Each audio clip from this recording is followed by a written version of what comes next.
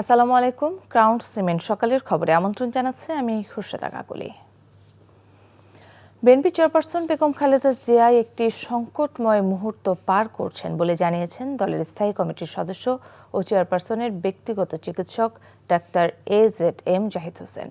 শনিবার রাতে এভারকেয়ার হাসপাতালের সামনে বিএনপি চেয়ারপারসনের স্বাস্থ্যের সবশেষ অবস্থা নিয়ে এক ব্রিফিংয়ে এসব কথা বলেন তিনি। বলেন, স্বাভাবিকভাবে বেগম জিয়ার অবস্থার উন্নতি হয়েছে বলা যাবে না, অবস্থা অত্যন্ত জটিল। যদি আল্লাহর রহমতে তিনি এই সংকটময় মুহূর্ত পার হতে পারেন তাহলে সকলে ভালো কিছু শুনতে পাবেন।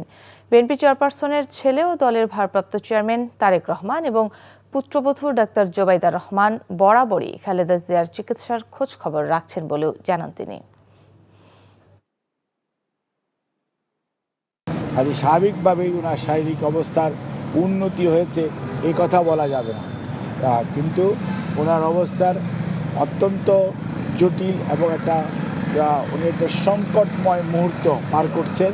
যদি আল্লাহ করে উনি চিকিৎসকদের চিকিৎসা প্রচেষ্টা এবং আল্লাহর শেষ মেহেরবানিতে উনি যদি এই সংকটটা উতরিয়ে যেতে পারেন আলহামদুলিল্লাহ, তাহলে হয়তো আমরা ভালো কিছু পাবো। নবনিযুক্ত প্রধান বিচারপতি জুবায়ের রহমান চৌধুরী আজ শপথ গ্রহণ করতে যাচ্ছেন। বঙ্গভবনে সকাল 10:30টায় রাষ্ট্রপতি মোহাম্মদ শাহাবুদ্দিন তাকে শপথ বাক্য পাঠ করাবেন। শপথ গ্রহণ অনুষ্ঠানে উপস্থিত থাকবেন প্রধান উপদেষ্টা অধ্যাপক ডক্টর মোহাম্মদ ইউনূস।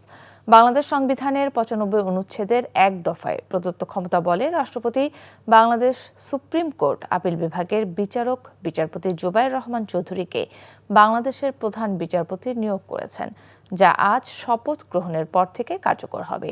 তিনি সদ্য বিদায়ী বর্তমান প্রধান বিচারপতি সৈয়দ রেফাত আহমেদের স্থলাভিষিক্ত হবেন। জুবায়ের রহমান চৌধুরী 1985 সালে জজ কোর্টে এবং 1987 সালে সুপ্রিম কোর্টের হাইকোর্ট বিভাগে আইনজীবী হিসেবে তালিকাভুক্ত হন। 2003 সালের 27 আগস্ট জুবায়ের রহমান চৌধুরী অতিরিক্ত বিচারক হিসেবে হাইকোর্ট বিভাগে নিয়োগ পান। 2 বছর পর হাইকোর্ট বিভাগে তার নিয়োগ স্থায়ী হয়। 2024 সালের 12 আগস্ট রাষ্ট্রপতি মোহাম্মদ শাহাবুদ্দিন তাকে আপিল বিভাগের বিচারপতি হিসেবে নিয়োগ দেন। শহীদ ওসমান হাদির হত্যার বিচারের দাবিতে আজ সারা দেশের বিভাগীয় শহরগুলোতে সর্বাত্মক অবরোধের ডাক দিয়েছে ইনকিলাব মঞ্চ। শনিবার রাতে ইনকিলাব মঞ্চের ফেসবুক পেজে এই ঘোষণা দেওয়া হয়। এর আগে দিনব্যাপী রাজধানীর শাহবাগ মোড়ে অবস্থান নিয়ে বিক্ষোভ কর্মসূচি পালন করে ইনকিলাব মঞ্চ। এদিকে শনিবার রাতে 11টার দিকে শাহবাগে যান অন্তর্বর্তী সরকারের উপদেষ্টা সৈয়দা রেজওয়ানা হাসান। এ সময় তিনি বলেন, অন্তর্বর্তী সরকারের মেয়াদেই শহীদ ওসমান হাদি হত্যার বিচার করা হবে। আগামী 7 জানুয়ারির মধ্যে ওসমান হাদি হত্যাকাণ্ডের অভিযোগপত্র দেওয়ার প্রতিশ্রুতি দেন তিনি। রেজওয়ানা হাসান আরও বলেন, ভারত সরকারের সঙ্গে কূটনৈতিক পর্যায়ে কথা বলা হয়েছে। আসামিদের খুঁজে পাওয়া গেলে তাদের ফেরত পাঠাতে ভারত সহযোগিতা করবে বলেও জানান তিনি। সকল রকমের পরীক্ষা নিরীক্ষা শেষ করে এই হত্যাকাণ্ডের চার্জশিট সুনির্দিষ্টভাবে দেয়া হবে ইনশাআল্লাহ 7 জানুয়ারি 2026-এর মধ্যে। এই চার্জশিট দেওয়ার পরে অন্তর্বর্তী সরকার থাকাকালীন সময়ে যেন দ্রুত বিচারটা করে যাওয়া যায় সেটার নিশ্চয়তা আমি আপনাদেরকে দিচ্ছি। ত্রয়োদশ জাতীয় সংসদ নির্বাচন ঘিরে জামায়াত ইসলামী সহ সমমনা 8 দলের সঙ্গে বৃহত্তর নির্বাচনী সমঝোতার পথে জাতীয় নাগরিক পার্টি এনসিপি। শিগগিরই এ সমঝোতার আনুষ্ঠানিক ঘোষণা আসতে পারে বলে জানিয়েছেন জামায়াত ইসলামীর সেক্রেটারি জেনারেল মিয়া গোলাম পরওয়ার ও এনসিপির সদস্য সচিব আক্তার হোসেন। এনডিভিকে দেয়া সাক্ষাৎকারে তারা এমনটি জানিয়েছেন। নূর হোসেনের রিপোর্ট। ত্রয়োদশ জাতীয় সংসদ নির্বাচন ঘনিয়ে আসায় জাতীয় রাজনীতিতে তুঙ্গে রয়েছে জোটের আলোচনা। রাজনীতির নানা সমীকরণের পাশাপাশি চলছে ভাঙা গড়ার খেলা। দীর্ঘদিনের আন্দোলনের সঙ্গীদের নিয়ে নির্বাচন করছে বিএনপি। এরই মধ্যে দল বিলুপ্ত করে বিএনপি থেকে নির্বাচন করছে বিএলডিপি। দল থেকে পদত্যাগ করে ধানের শীষের প্রার্থী হচ্ছেন গণ অধিকার পরিষদের সদস্য সচিব রাশেদ খান সহ বেশ কয়েকজন। পর্যাপ্ত আসন না পেয়ে জোটও ছেড়েছে অনেক দল।